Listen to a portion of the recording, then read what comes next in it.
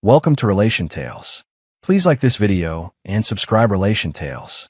We're grateful for each and every one of you. Let us know where in the world you're tuning in from.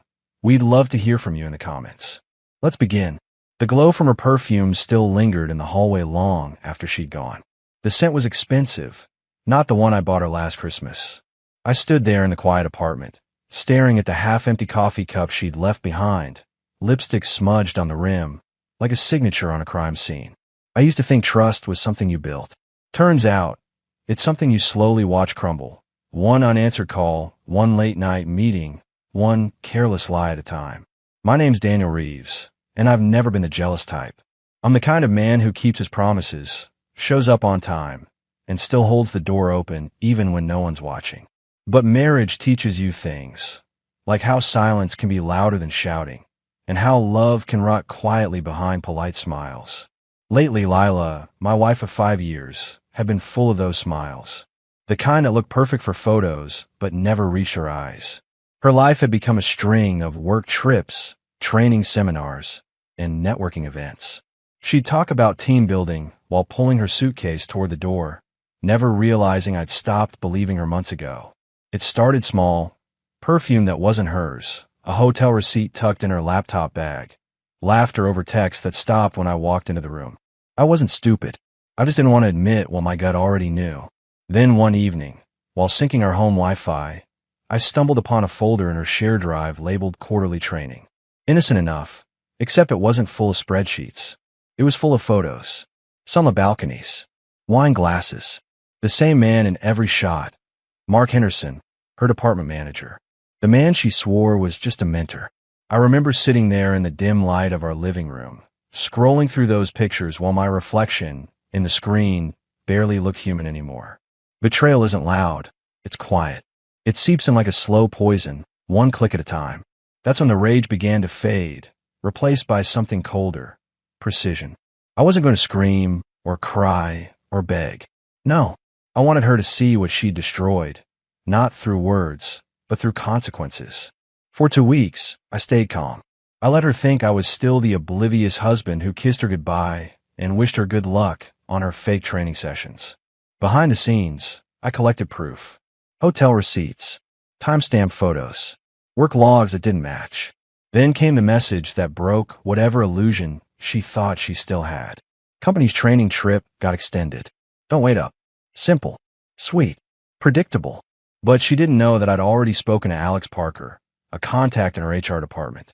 I'd shared every file, every timestamp, every lie. When I read her message, I didn't reply immediately. I waited. Let her feel safe. Let her laugh one more time with a man who'd be out of a job by morning.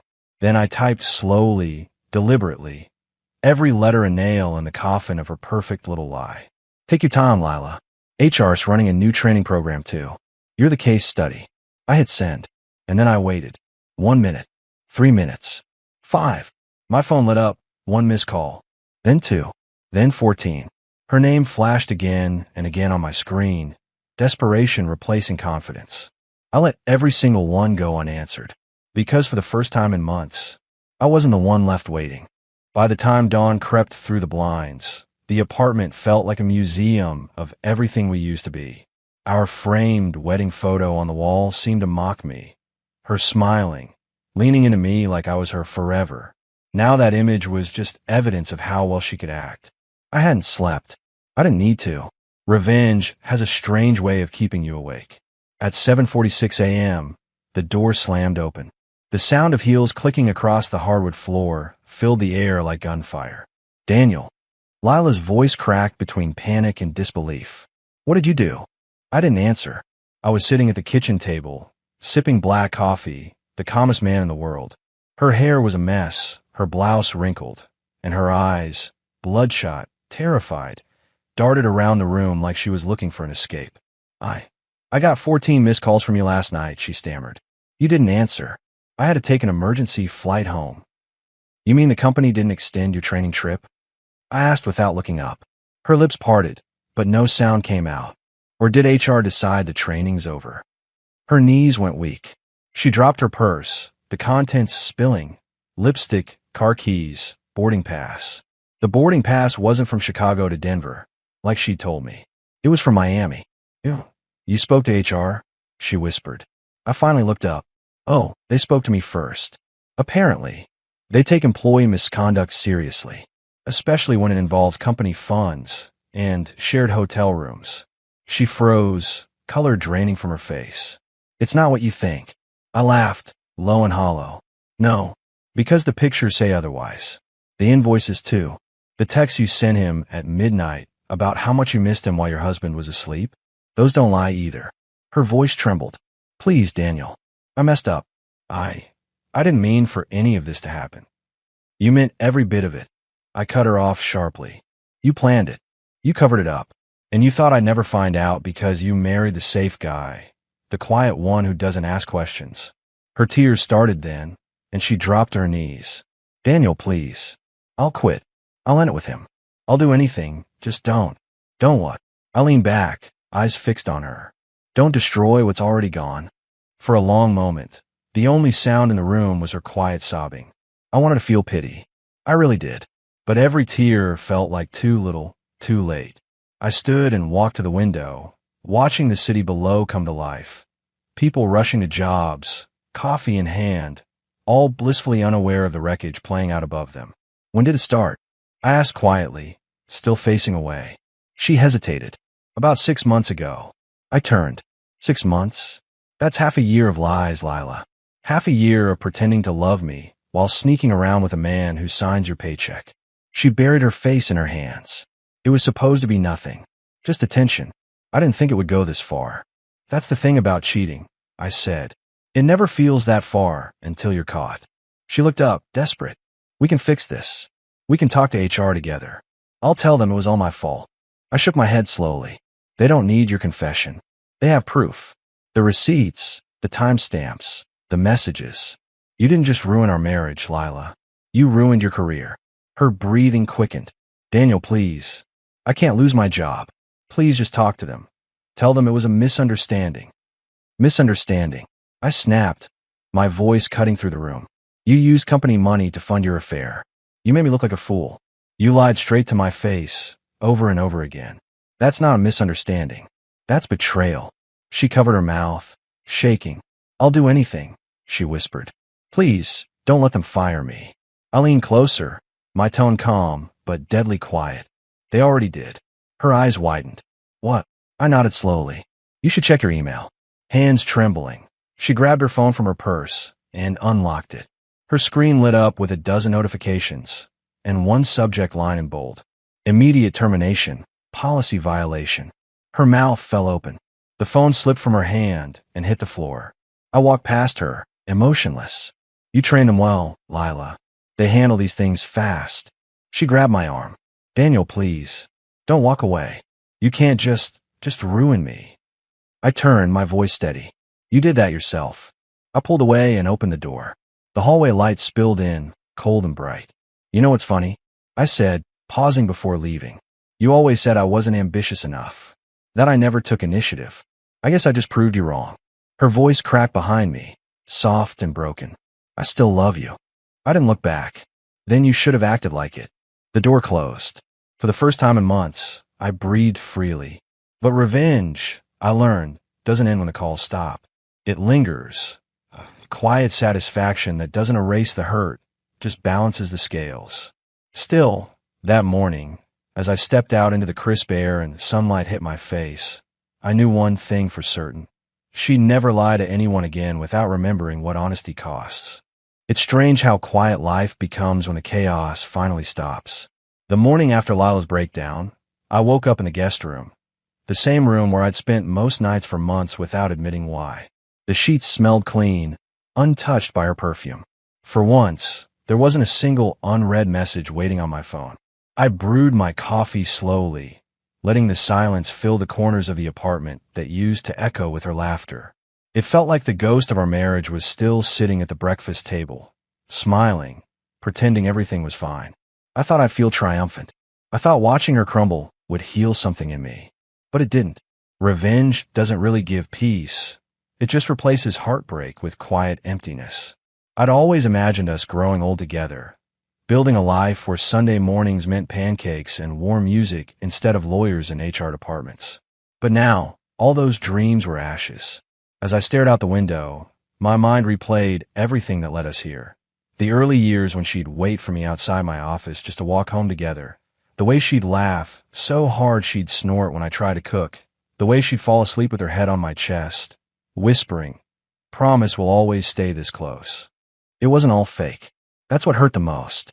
Somewhere along the way, love just turned into convenience, and I didn't even notice.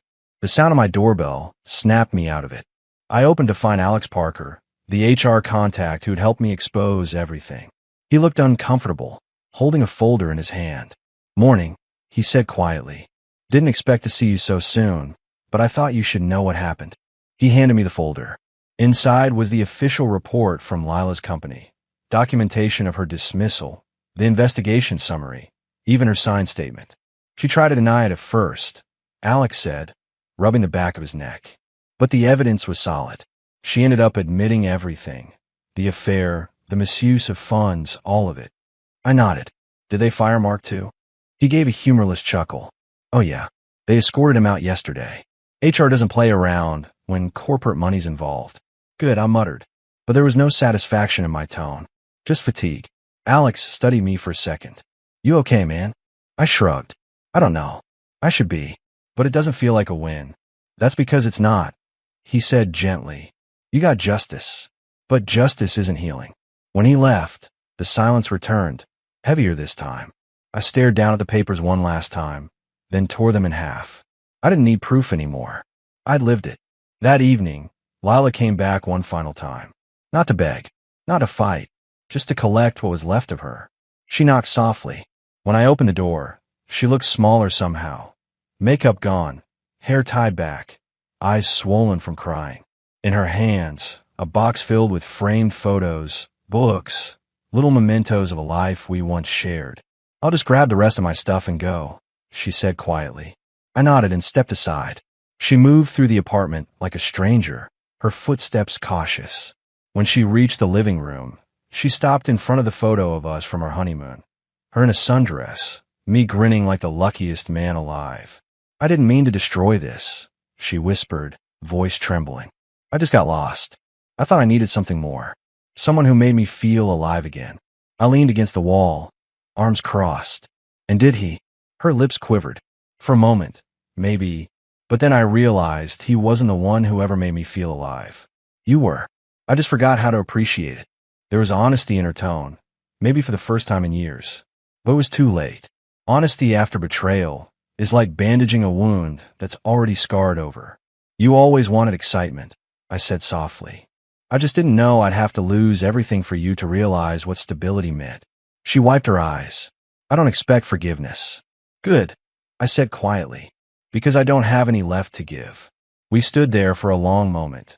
Two people who once promised forever, but now couldn't even share the same air without choking on memories. Finally, she whispered, "You deserve someone better, Daniel. Someone who sees what you give." "I already had her once," I replied, but she threw it away. She placed a photo frame in a box and walked to the door. Before leaving, she turned and said, "For what it's worth, I really did love you." I forced a faint smile. "Then you should have protected that love instead of testing it."